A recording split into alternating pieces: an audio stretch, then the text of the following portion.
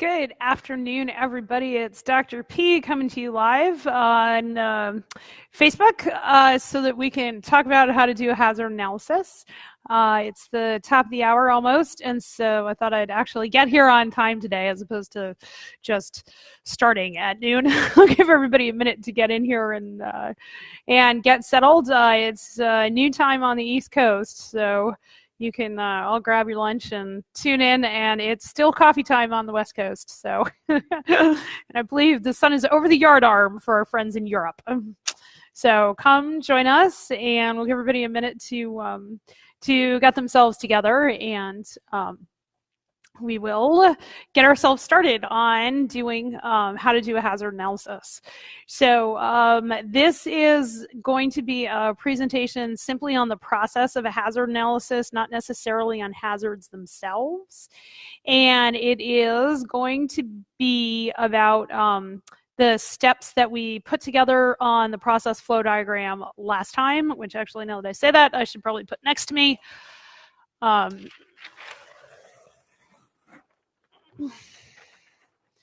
So, all right, so that's the process flow diagram we put together last time, and now my head's in the way of absolutely everything, but we'll figure it out.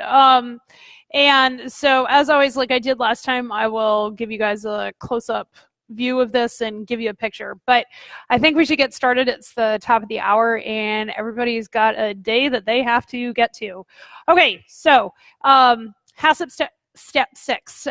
So this is we're about at the midway point of the How to Write HACCP Plan series that I'm doing. Totally free here on the Salt Cured Pig. So for those of you who don't know me, I'm Dr. Michelle Fanninsteel, and I run Dirigo Food Safety up here in Yarmouth, Maine, and I'm the food safety admin on the Salt Cured Pig.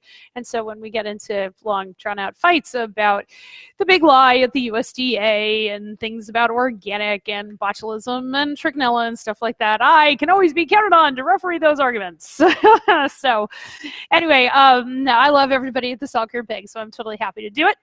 And I've started this HACCP series so that I could bring you guys the information that you need to know when you're starting to think about creating your business. All right, I'm a small business person, and my business is in the business of helping other people grow and prosper and get more clients and make more money.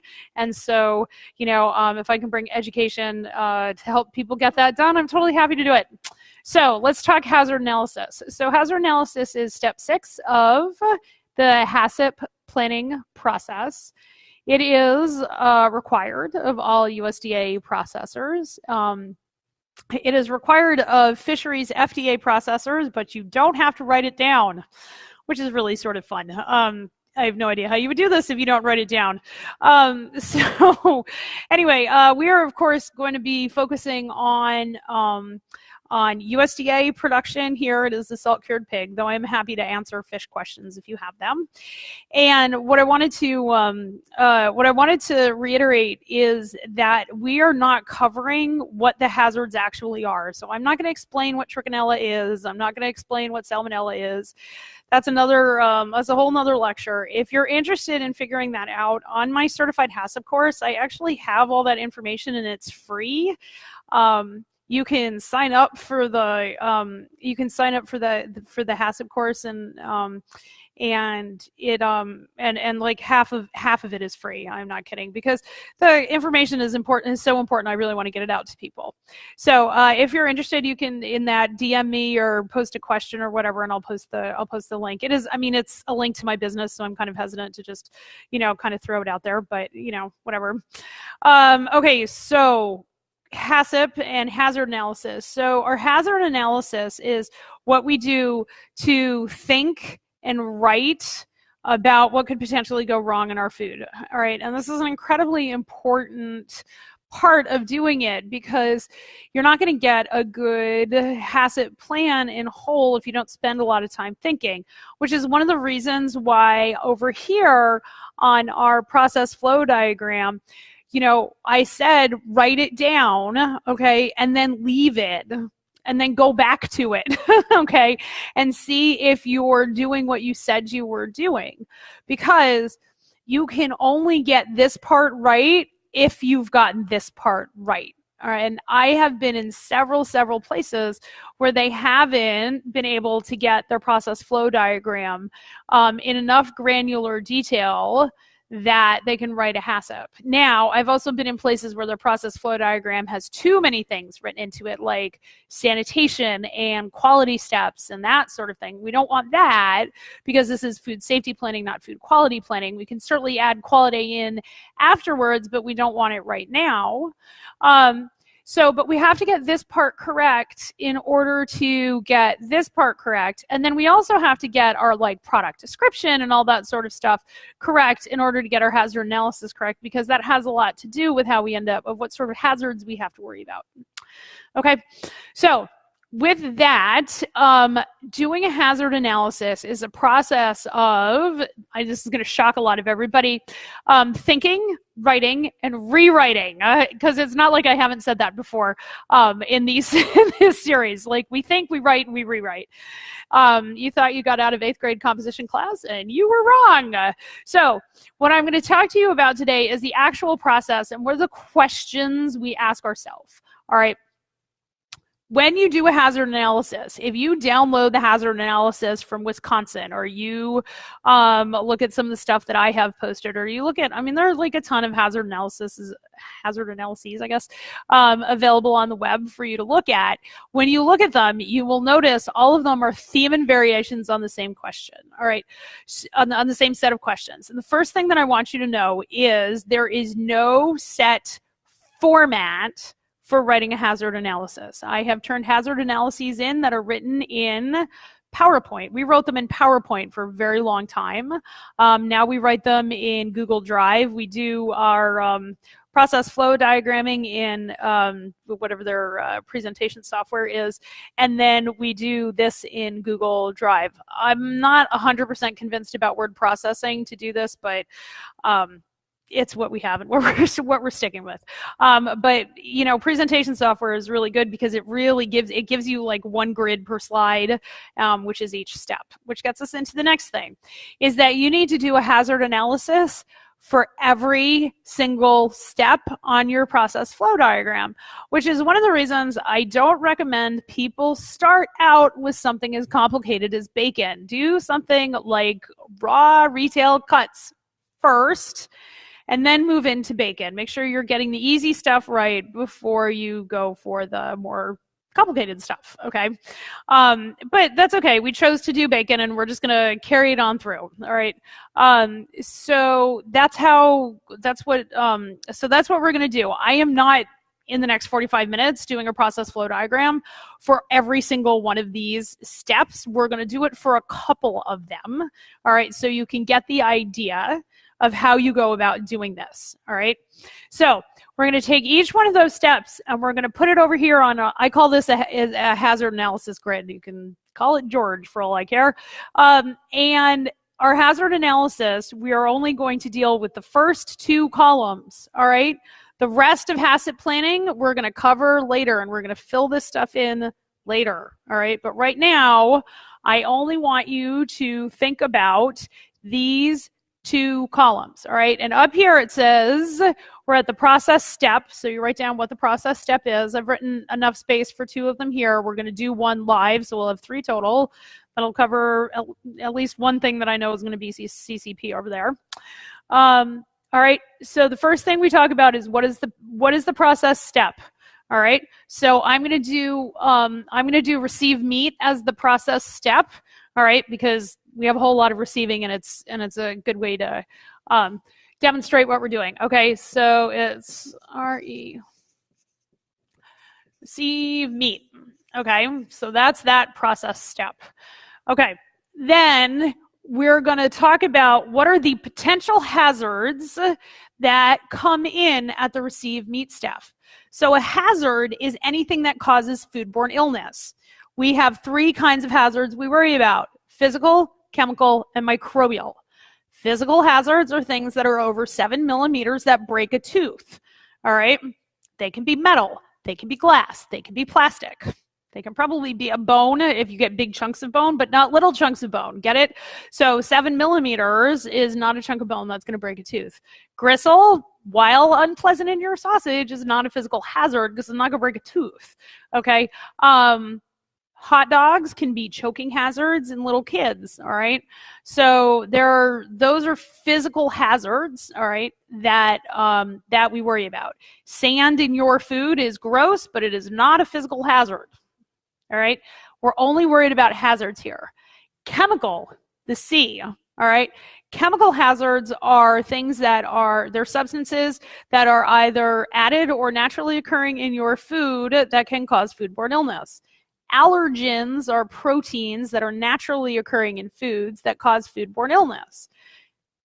All USDA planning must account for allergens, and you have to have an allergen control plan, even if you have no allergens in your recipe. You have a very short allergen control plan, but you have to have one. All right. So other chemical hazards are the more common things that you would think about: cleaning chemicals, sanitizing chemicals. In here we have restricted ingredients. Restricted ingredients are a chemical hazard. That's why they're restricted. Okay, if you do that wrong, you're gonna cause a chemical hazard and potentially a microbial hazard. So we're probably going to do restricted ingredients as the next process step.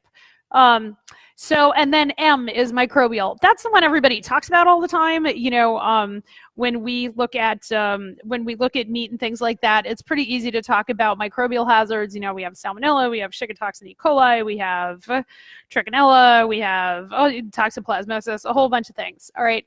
And there is epic amounts of reading. I have actually done other hour-long presentations on salmonella, on CBOT, on trichinella, that sort of thing. So if you go back and look in the archives, you can go find those. All right. And so, but those are the characteristics of, or the categories of what we look at. Some common questions I get about that is about radioactive. What about radiation? Radiation is a chemical hazard. Yeah, I think that's probably, that's the biggest. Allergens, radiation. If you're really not sure what it is, it's probably a chemical hazard. That's kind of like the catch-all, like because everything's a substance, right? So we can all throw it into chemical hazards. Don't take that to its natural conclusion, please, because then you'll just confuse yourself. All right, so the first step we're going to look at the process of receive meat. So it's over here. All right, and so I want to be really clear about this. This is the process of getting meat off a truck and putting it in your loading dock and actually receiving the meat. It is not the process of putting it in the cooler. All right. Even if you receive directly into your cold storage space, these are two different steps. All right. One is receive meat and one is store meat. All right. So this is only the receiving step. So it's getting things off a truck and putting it on a loading dock is the easiest way to think about this. Okay, so when you are taking stuff off a loading dock, all right, and let's say our pork bellies are coming in wrapped and in cardboard boxes, all right, and they're palletized. So when you have things that are wrapped in plastic, in cardboard boxes and palletized, there are a number of things that can actually go wrong with that. All right. And these things are fairly common and we write them down. And I don't want anybody to freak out about, oh my God, I have to worry about this stuff. No freaking out until we get through DMD, decision-making documentation, about whether or not we care about this hazard. All right. So physical hazards that we worry about at receiving are things like wood and metal shards.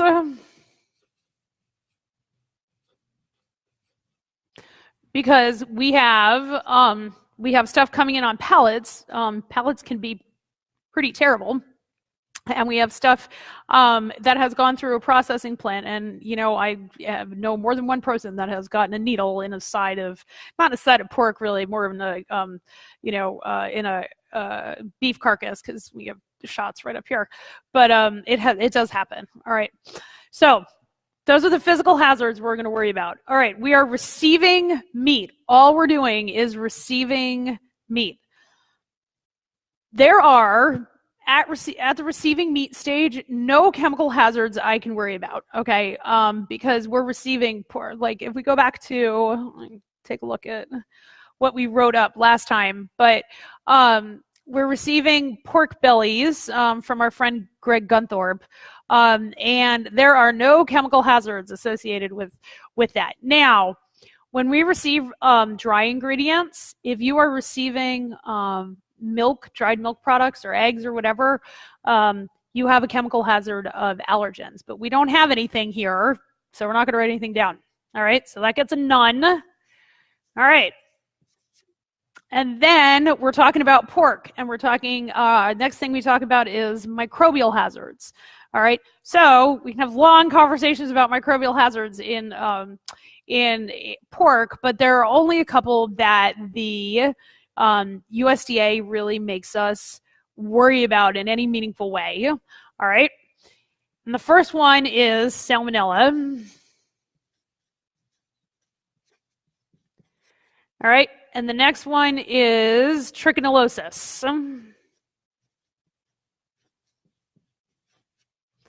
All right, salmonella and trichinella. Remember, this is only at the receiving step. All right, there are other issues that can go on, like botulism and all that sort of stuff, and we'll get to that. But at the receiving step, those are the two microbes that come in with the that have the potential, that are like known to happen in pork. If you eat enough pork, you'll get salmonella and you'll get trichinosis. All right. So now, and I don't want that to sound like anything bad about Greg's product. it's every piece of pork. Okay, Greg makes fabulous pork bellies. Okay, so that's the potential hazard. Now, decision-making documentation. This is where we think. Okay, these physical hazards. Just thinking about physical hazards right now. Wood and metal shards. All right. Are those reasonably likely to occur? And by reasonably, I mean reasonably. Like if we took a survey here on the salt-cured pig and we asked people, hey, have you ever gotten metal shards or wood shavings in when you've received something on a pallet, and you have gotten wood like splinters like on that pork belly? I would venture to guess most people would think I was insane for asking that question, okay, as they should. This is not something that is reasonably likely to occur, okay? If it is not reasonably likely to occur, we do not have to control for it, okay? Somebody needs to get this as a tattoo, and we'll put it on as the cover page of the salt-cured pig. Not reasonably likely to occur means we don't have to control for it, all right? And so ways to determine whether or not it's reasonably likely to occur. Has it ever happened before? Okay, if it has happened before, it is reasonably likely to occur. And this often comes in like the listeria step. I often come in and help people get out of trouble with listeria. If you have a listeria problem in your plant, listeria is reasonably likely to occur, and you cannot say it is not reasonably likely to occur. All right, but that's like downstream from what we're talking about. Okay, so wood and metal shards. I would say that any thinking business owner would not accept pork bellies that had obvious metal, I mean, like it would be really obvious in a pork belly, or wood shards in it, okay? And so what we say under decision-making documentation is NRLTO, okay? NRLTO, not reasonably likely to occur, all right? And wood and metal shards is not reasonably likely to occur because we have a receiving and storage SOP, okay? So just for space saving, I'm not going to write all of that out multiple times, but this is not reasonably likely to occur because we have what we call around here receiving storage SOP. Okay. If you do your SOPs correctly, SOPs create the conditions to make safe food. All right. If you're doing your SOPs correctly, your hazards are not reasonably likely to occur. And say it with me, if they are not reasonably likely to occur, then we don't have to control for them. Okay, so a receiving and storage standard operating procedure is going to make wood and metal shards not reasonably likely to occur, because you're not going to accept something on a pallet where half the pallet ended up in with the pork. Nobody's going to do that. And if you are doing it, you have cultural issues at your facility much more than you have food safety issues. Okay. All right. So chemical hazards we're not going to worry about because there are none. All right. Microbial hazards, salmonella and trichinella. These are reasonably likely to occur. RLTO. All right. And pork is a known source. Okay. Pork is a known source of salmonella and trichinella. Now, you can, if you do a search on the page, you can see long, drawn-out, interesting discussions, probably mostly between me and Greg, about trichinellosis. There are those of us who are working very, very hard to get us out of this ridiculous trichinella stuff. All right, because we are of the opinion it isn't actually reasonably likely to occur, but until the science changes, we are, as we like to say out of here, SOL. That's another acronym that I'm not going to explain. So salmonella and trichinella are reasonably likely to occur. Put a little circle around that so it's a little easier to see. All right, those are reasonably likely to occur. That is the first. That's the first step in our process flow diagram of receive meat and the hazard analysis for the process flow diagram. Okay, it's doing these two things. That's the hazard analysis. The rest of this stuff is another set of steps in the HACCP. Okay, so don't get too overwhelmed. Do it. Break things down into chunks. Okay, that's how we get everything done. All right, so then the next one that I want to do is we've received all our stuff, we stored all of our stuff, and then we start to begin our processing, okay? And I want to do weigh restricted ingredients, all right? Because this one is one that a lot of people get wrong, and so I want to do this. So if we are using nitrates or nitrites, or accelerants like ascorbic acid or sodium erythrobates or that sort of thing. Those are all what we call restricted ingredients, and they must be used in well, the accelerants have to be used in conjunction with the cure, or they're an adulterant. Cures, however, do not have to be used in the presence of accelerants. Your Bactofirm and your Mold 600 is not a restricted ingredient. That is a quality step, not a safety step. Cures and accelerants are a safety issue, not a quality issue. Okay. All right. So our process step is weigh restricted ingredients. All right. So your restricted ingredients. All right. So if we think about it, I think what we said in this is just cure one, and your restricted ingredients are coming in some manner of size of bag of pink powder. Okay. That's what mine looks like. And that pink powder at receipt, okay, because we will have, by the time we get to this, we will have already done receive restricted ingredients. You're going to look at it and you're going to make sure it's what you ordered.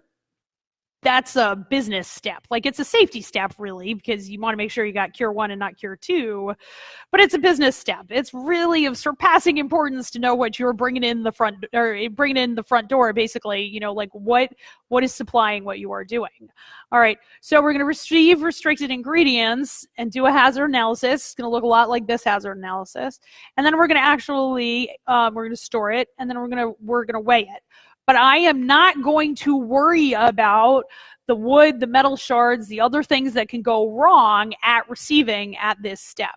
So we are taking a scoop, okay, and we are pouring our restricted ingredients out onto, like, I don't know, some sort of vessel on a scale to weigh it, because we're going to use X number of grams of cure number 1 to our grams of bacon, or of belly. All right, it's not bacon yet.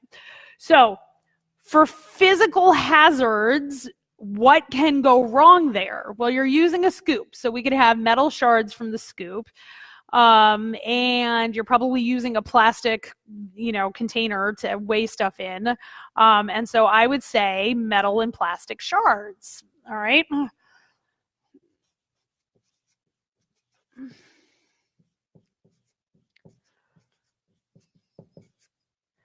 All right. However, I'm going to, now I'm going to go down here and do decision making next. Okay, chemical hazards. If you weigh your restricted ingredients wrong and you put too much of it, you have a chemical hazard.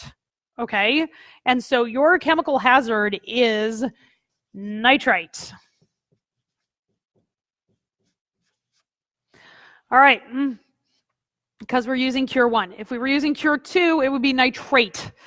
All right, so our chemical hazard is nitrite. If we do this step wrong, we're going to have the wrong amount of nitrite in there. We're going to either have too much or too little.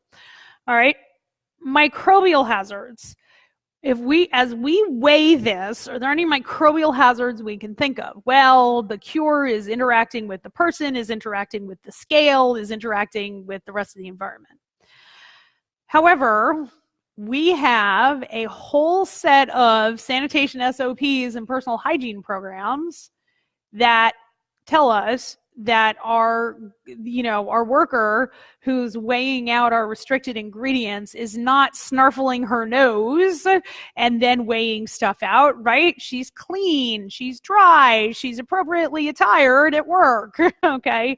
And so really, at weighing restricted ingredients, there are no microbial hazards, all right?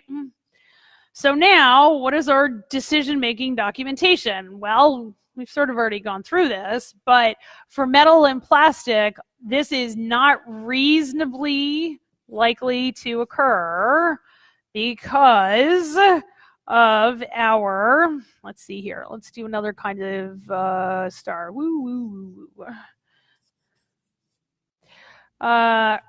PM SOP. All right. Now, I just covered preventative maintenance. PM equals preventative maintenance. I just covered that over on a webinar on my regular Facebook page. So go over to the Dirigo Food Safety Facebook page to watch that. And I talked to you how to do a PM program, okay? Because your preventative maintenance program is how you make it not reasonably likely to occur that your facility is going to fall into your food, okay? Don't let your facility fall into your food, please. We especially think about this around grinders and things. Your grinder has to end the day with all the parts it started the day with. If it doesn't, you have to go look for it. But at the weigh restricted ingredients step, our PM program is making metal and plastic hazards not reasonably likely to occur because we are not using broken stuff to measure. We are not using broken stuff to measure our products, our restricted ingredients. Your business is better than broken stuff. Okay, broken stuff violates our laws of lean, and it violates the 5S principles of manufacturing. Okay, so go 5S your facility, and you can see how broken stuff does not fit into that. All right. So nitrites.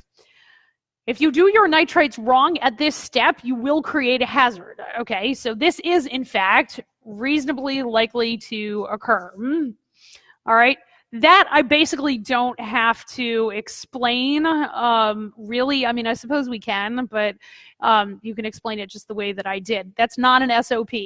Though I suppose you could say if the SOP isn't followed, it's reasonably likely to occur, but that's a very, very tricky place to get into, and I would not write that. Okay, so your chemical hazard of nitrites is reasonably likely to occur, and since we have no microbial hazards associated with this, what we're going to say is NRLTO, and I'm going to give us, there, we'll just do a big dot. we'll do a big dot here. I'll give us a third one. All right, our microbial hazards are not reasonably likely to occur because we have a personal hygiene program and we have SSOPs. PHP stands for Personal Hygiene Program. SSOP stands for Sanitation Standard Operating Procedure. Okay, there are many people who lump the Personal Hygiene Program into the Sanitation SOPs. There are many people who lump their PM program into their Sanitation SOPs. The decision about lumping versus splitting is completely up to you as long as everybody is talking about the same thing. But I will caution you, if you do tend to lump everything into your SSOPs, you have more standard operating procedures than just your sanitation standard operating procedures. So do not fall into the trap of calling everything an SSOP, because there are things that are not SSOPs. At some point in writing this hazard analysis, you are going to make chemical hazards not reasonably likely to occur by virtue of a chemical hygiene plan. That a lot of times happens at storage. We don't store our chemicals with our food because we wrote down a chemical hygiene plan. So your chemical hazard is not reasonably likely to occur by virtue of your chemical hygiene plan. That is not a sanitation SOP. Sanitation SOPs are how we clean ourselves and how we clean our stuff. All right? So that is the essence of a hazard analysis for those two steps. Okay, and so now I'm going to get up here for a minute and give us a new piece of paper, and we are going to do a, here, I'll put this one over here. All right, and then I want to do the heat step, because heating is a pretty common, heating and cooking is a, common process, that we do. The perils of live webinars, people. It's good to make a fool of yourself at least once a day because it keeps you humble. All right, so now, all right, so we just did that. So we're going to do a process step over here. I'm not going to draw out all the lines because we're all adults here and it's going to take too much time. All right, so our step is we're heating our bacon, HEAT. All right, so the hazard we're worried about here, CARD. All right, physical, chemical, microbial. All right, so there we go. And as I'm writing this, I want you to think about one more step in our process flow diagram back here that you want me to cover, okay? So our hazard at heating, all right, all we're doing is heating. So we've taken our bellies, we've dry rubbed them, we've cured them, we've got the cure off if we need to. We've hung them on hooks and we've rolled them into the smoker, all right, and we've closed the smoker. So that's what we're doing. That's the only thing that we're doing, all right? And so let's talk about the things that can go wrong with the bellies at that one point in time. So, physical. Most smokers I know are metal. Okay, they have metal rods, they have metal walls, they have metal everything. Okay, so your smoker has the potential to have metal shards. All right, so our friend metal shards. Not much else associated with that, okay? So that's metal shards. All right, you're in your smoker. Everything's all cured. Are there any hazards that can go wrong that are chemical hazards? So we have, let's think about this. We have smoke and heat billowing up through the smoker, and we have the bellies hanging there. And I can't think of any hazards that are... any chemical hazards that are reasonably likely to occur if we do this step wrong. So that's a way to think about it is what if I do this step wrong, what could happen? And I can't think of anything from a chemical hazard perspective because we've done all of our SOPs correctly. All right, so I'm going to write none there. All right, microbial hazards. We are going to have a dramatically short conversation about cold smoking. Okay. Cold smoking, hot smoking, all the smoking. All right. The first thing is if you are hot smoking, you're probably cooking. You're using a smoker to cook. You're adding smoke as a flavor, which is great. But you're probably cooking, and you need to conform to Appendix A. All right. Then this is where it gets tricky. This is why you have to know what your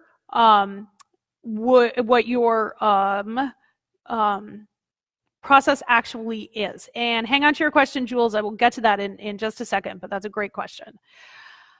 You have to know what your process is, okay? Many of the times when we write bacon HACCPs with people, they're like, I want to cold smoke it. Fantastic. My definition of cold smoking and your definition of cold smoking are two entirely different things. And the USDA has no definition of cold smoking, which makes it even more fun. If they would give us a definition, it would make things a lot easier, but they are not. Okay. So then the question becomes, how are you heating the meat, and how are you then going to cool it back down? Because cold smoking is going to take your meat into the danger zone. All right. And there are hour limitations that you have on that. Okay. Because what we worry about is pathogen outgrowth. Okay. One of the pathogens that we introduced with this pork is Salmonella. If you leave a piece of pork in a 110 degree room for a half an hour or 3 hours or whatever it is that you want to see, that you want to smoke to, you can have outgrowth of that Salmonella. You can take small amounts of Salmonella and turn it into gigantic amounts of Salmonella. Now, this is why we also need to know what our product is. We may not care, because guess what? Bacon is a product that needs to be cooked. Okay, so nobody's going to get Salmonella if they cook the bacon correctly. So we put safe handling instructions on it. All right, but we do worry about pathogen outgrowth. It's still a terrible idea to send stuff out into the world with pathogens on it, and, even as a raw food, because the USDA is trying to come down on our head with Salmonella in pork the way they have with Shigatoxin E. coli in beef. So the hazard here is Salmonella outgrowth.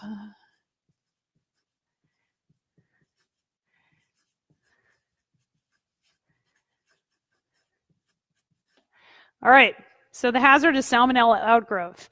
Now, metal shards, let's do our decision-making documentation. Metal shards are not reasonably likely to occur because we make sure our facility is not falling into our food, okay?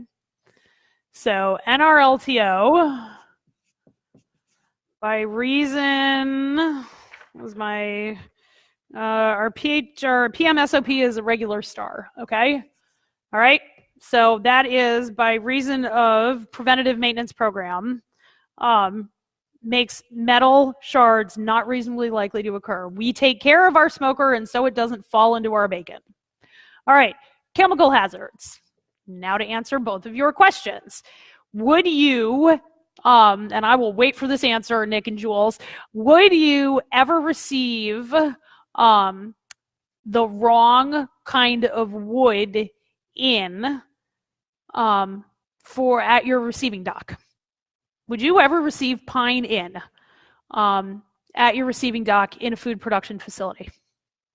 And please don't tell me you have pigs living in your food production facility and they're living on pine straw bedding or pine shaving bedding. I hope you can hear me, but that's a real question. Like, would you ever receive that? Correct. Unlikely. If you've got your, if you have your people trained up, all right, correctly, you've done your supplier approval. Absolutely nowhere on your supplier approval is it ever going to say we receive pine dust or pine shavings or whatever goes into your smoker as our smoker fuel. So that chemical hazard, because yes, it would be a chemical hazard, might be a quality thing. But that would be back at a receiving step, all right? And it's not reasonably likely to occur because we would never receive the stuff to begin with. So the hazard hasn't been introduced at the receiving step.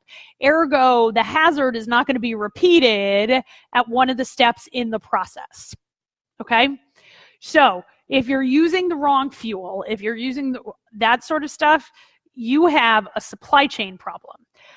Your hazard analysis is predicated on your standard operating procedures, what we here at Dirigo Food Safety call programs-based food safety. Your hazard analysis and your HACCP is predicated on those things working, okay? I say y'all know what you're doing and you would never have received it to begin with. Your approved supplier program, your receiving and storage SOP is working. It never came in and we don't even have to consider it here because it's not in the facility, okay? So that's the answer to that question. All right, so next one is microbial salmonella outgrowth. Like we said, if salmonella is, oh wait, hang on, one more thing on chemicals. You clean your smoker, right? Everybody nod your head, tell me you clean your smoker. All right, that means you have cleaning chemicals and sanitation chemicals that go into your smoker. However, those are also not reasonably likely to occur because of our friend, the sanitation SOP. If you are doing your sanitation correctly, you are not leaving your cleaner in your smoker, right? So I'm gonna put a little dot there, and that refers back to that sanitation SOP. All right, so that's all chemicals. All right, now, microbial, salmonella outgrowth. Salmonella outgrowth is reasonably likely to occur if we leave our pork bellies in our smokers too long. All right, RLTO, reasonably likely to occur. Okay, the reason we have critical control points is because we have hazards that are reasonably likely to occur. All right, we will cover that in the next one, next week. All right, probably next Monday, right? Yes. So our salmonella outgrowth is reasonably likely to occur. All right, so in the next couple of minutes that we have right before finishing, did anybody think of one of the steps that they wanted me to do finally that would clear up any massive confusion that you have? And if you don't, I can pick one. And I don't want to hold anybody over too long. But if nobody does it, I'm going to choose packing and labeling because it's the next most confusing one. All right, I know we have a delay, but time's ticking on. So, okay, we're going to do a process step of pack and label.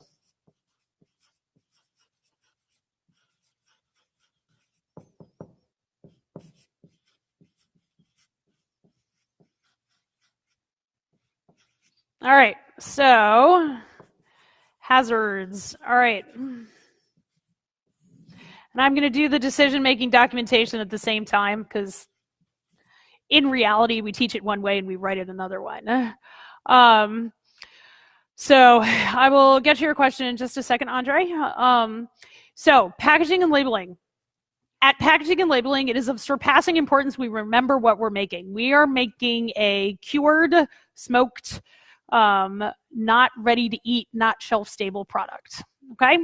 So physical hazards, we are taking our already, you can't see me, it's behind me, but taking our already sliced bacon, all right, and putting it into our packaging so that we can seal it up and stick it in the cryovac and stick a label on it, whichever order you kind of do the actual sealing and labeling. All right, plastic shards, okay, because you're using plastic packaging. There's actually people who have big recalls. There was a California Pizza Kitchen recall a couple of years ago where they had their packaging machine sliced the helpfully sliced the plastic right onto the pizza, and it kind of looked like a pizza topping. Considering they use clear packaging, that was really sort of a big issue. All right, so plastic shards. All right. Chemical hazards. I'm gonna go over there. Hang on, I have to go look and see if we decided we were using any allergens in our food, and I think the answer was no. excellent decision making there, people. The fewer allergens you use, the less you actually have to control for them. If you do use allergens, okay, this in many cases, not in all cases, this in many cases is a critical control point for allergen control. That is generally much more important over on the FDA side of the house than the USDA side of the house. All right. Most of the time we don't talk about allergen control needing a critical control point here in the USDA side of the house, even though allergen recalls are like 75% of all of our recalls. So at this package and label step, there's really no chemical hazards. Let's talk about films. Your film that you package your bacon in has to be food safe film. Okay, so chemical hazards are not reasonably likely to occur by reason of our approved supplier program. All right, because we are not taking any Tom, Dick, or Harry's plastic film and packaging our food in it, right? Take care of your food better than that, all right? So the answer for chemicals is none, all right? So let's do the decision-making documentation on that. So plastic shards, we're saying no, and it's not reasonably likely to occur by virtue of our preventative maintenance plan and probably our approved supplier program, all right? I'm not making another doohickey for that. But our ASP, Approved Supplier Program, learn it, love it. I covered it on my webinars on my regular Facebook feed. You can go find those. All right. Chemical hazards, as we send things through a tray pack machine and vacuum seal them, well, we can do, we have, you're going to clean that and make sure that it's clean and ready to go. And that means you are going to be introducing chemicals, but it's not reasonably likely to occur because we have sanitation SOPs. All right, and I think our sanitation SOP was our little dot. Yeah, it was our little dot. Okay, and then microbial hazards. Even though we heated this product, all right, this is a heat-treated, not fully cooked, not shelf-stable product, all right? And so microbial hazards that we worry about in a vacuum-packed, cured, cold product are CBOT. Okay, we worry about CBOT here, all right? And we worry about trichinella, all right? It got introduced, and so we got a control for it. All right, now, I forgot to write CBOT up here. Whoops, this is where CBOT got introduced. It's up at the heat step. See? Thinking, writing, rewriting. Even I do it. Okay, so we have CBOT, we have trichinella, and we have salmonella. Now, okay. If you have a ready-to-eat food, very often we are controlling for listeria at this step over on the FDA side of the house.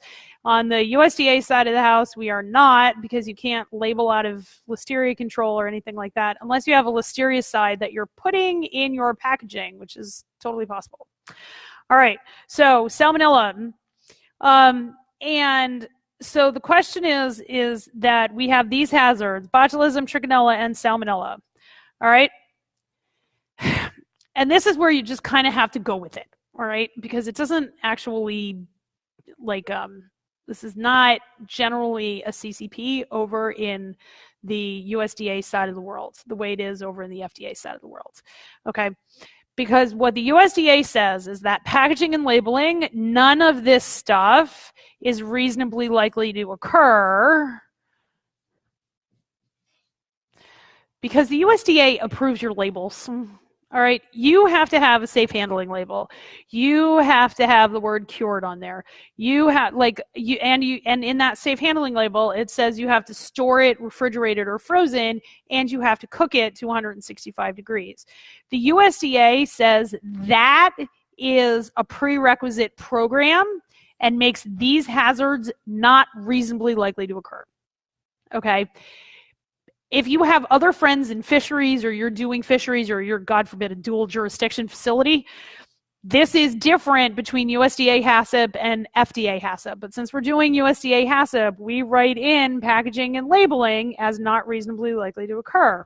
All right, now, for those of you, Nick, I'm looking at you, who are doing retail food code HACCP, you have to look at your food code and see if they require you to have packaging and labeling as a critical control point. It is different depending on the jurisdiction. And if anybody would like to buy me a cold, frosty beverage, I will rant and rave about the stupidity of different food codes across different jurisdictions. However, we're all separated by a computer screen and there are no cold, frosty beverages coming through. So this is one of the things that you have to do at your packaging and labeling step is you have to know who is regulating you. If your Health and Human Services Department is regulating you, this is probably going to be a critical control point because they say that botulism in ROP packaging is reasonably likely to occur. All right? The USDA lets you make the decision. And most of us make the decision that none of this stuff is reasonably likely to occur because how many of us leave our bacon sitting out on the counter in its reduced oxygen packaging? The answer better be 0. Okay, so like these are not reasonably likely to occur because we just don't treat the food that way. And the USDA, believe it or not, doesn't think we're idiots. Okay, so that is a hazard analysis. Those are some of the most complicated steps for doing a hazard analysis, okay? And it would be delightful if we had a more further discussion on the page about other steps and the hazard analysis associated with that. But I'm already over time, really, and my accountant's showing up in 9 minutes. And so we're just going to stop here. But I do have enough time to answer a couple of questions.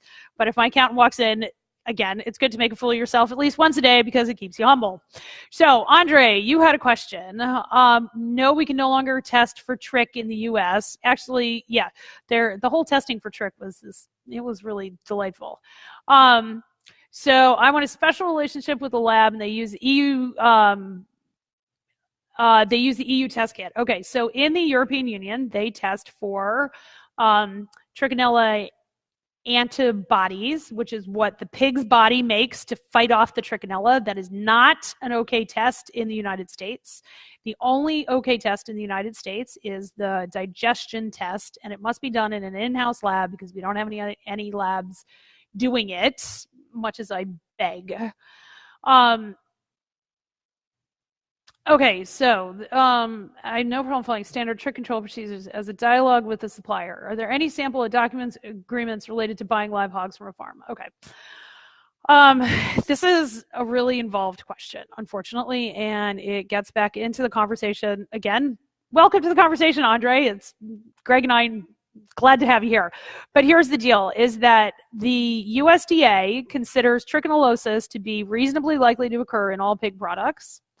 The pork board, the people who you send your checkoff dollars to, are working on getting us as a USDA trichina-free compartment as a whole US. So it's not a USDA trichina-free compartment, a OIE trichina-free compartment. And that's a European designation. If we get that, the pork board is going to say anybody who has a compliant pork quality assurance plus plan, PQA plus that's called, they have an audited plan, they can be considered negative for trichinella. All right, that is several years coming, and as of right now, there is no way besides our regular trichinella controls, which you can read about in the files if you look for the PDF under trichinella control, to control for trichinella. Okay, we heat it, we freeze it, okay, or we salt it. And those are the ways we control for trichinella. All right, there are some other things that they talk about in there, but those are the ones that are really basically accessible to us as small producers. All right, so in terms of documentation, there is no documentation that you can get from your producer that certifies trichinella free. Okay, I know that there is documentation out there. I would not rest my business on it at all. Okay, so there you go. So if there aren't any other questions, and Jules, thank you for asking. My locker, I had a ton of people really interested in the locker. We walked about 30 people through it. It was completely amazing, but I did not win in the new product showcase. I'm totally bummed. Oh well. That's all right. We believe in one epic fail a week here at Jericho Food Safety, because if we're not failing, we are not trying. All right, and so that's what we have. So that is how to do a hazard analysis. If you have any questions, by all means, keep the conversation going. A lot of what we talk about here on the Salt Cured Pig is actually about hazard analysis in one way or another.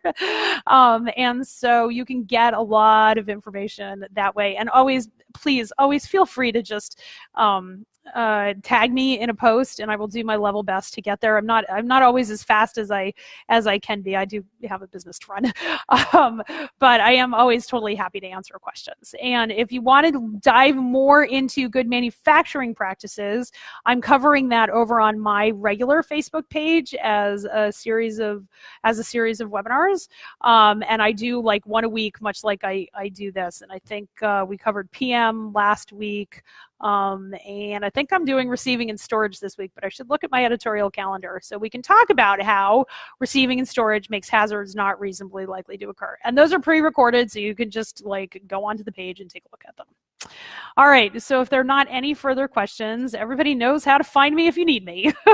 I'm Dr. Michelle Fanninsteel, and it's been a pleasure to be at Salt Cured Pig office hours here as your food safety admin. By all means, ask questions, keep the conversation going, and I look forward to seeing everybody on the page. I love you all. Have a great day.